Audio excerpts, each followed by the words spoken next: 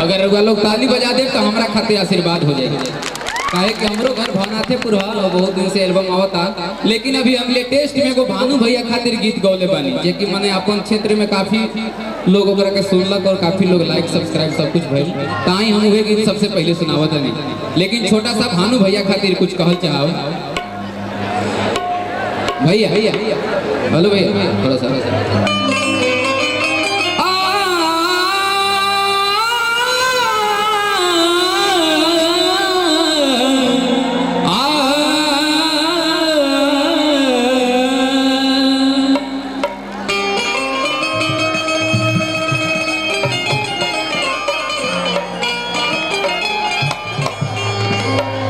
भानु भैया खातिर कहे का भैया कि बिना तरई के चांद ना होला,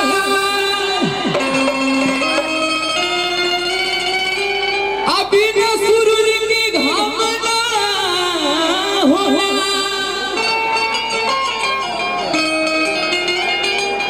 कि बन खातिर नेता बहुत बन जाले, बाकी भानु भैया के नियम क्षेत्र में काम ना होला। भैया भानु भैया के नाम पर एक बार तने दोनों हाथ उठा के लो, तने आशीर्वाद दिए लड़का के। तो कहे के बा कैसे तो हम गाना को बोले रही कि 2019 में फिर भानु भैया को लाएंगे। ठीक है, खेसारी भैया बोल रही है गाना के कि सब कदर से हुए हैं फलाने अब छपड़ा लौट के न जाए हैं। लेकिन भैया हम का कहूँगी कि 2019 में फिर भानु भैया को लाएंगे, 2019 में फिर भानु भैया को लाएंगे, नून रोटी खाएंगे, इन्हीं को जीताएंगे।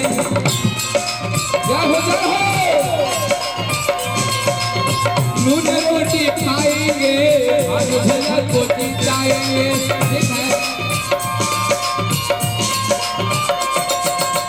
2019 में फिर भानु भैया को लाएंगे। एक भैया के चाहते हैं कि 2019 में फिर से भानु भैया को लाएं, दोनों हाथ उठा के, क्योंकि भाई नेटवर्क वही होती है जहाँ टावर होता है और ताली वही बजाते हैं जिनके हाथों में पावर होता है। तो भैया दोनों हाथ उठा के कहना है कि 2019 में फिर भानु भैया को लाएंगे, नून रोटी खाएंगे, लाएंगे। ठीक है, नून रोटी खाएंगे, भानु भैया को जिताएंगे।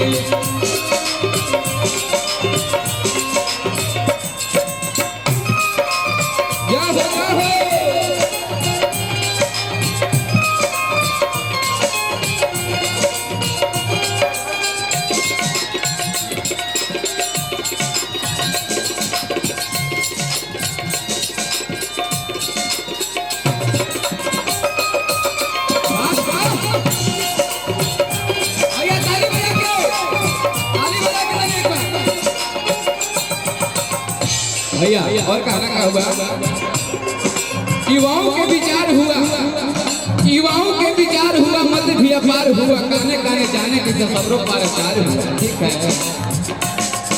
दबावे के विचार हुआ, थाने FIR हुआ, भानु भैया जेल गए तबो नहीं हार हुआ। कहना है इतना क्षेत्र में काम किए हैं, इनको ना हो बिसर जाए।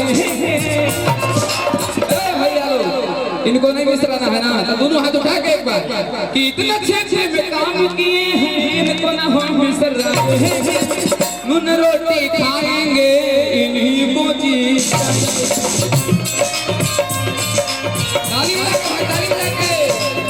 नून रोटी खाएंगे, भानु भैया को जिताएंगे।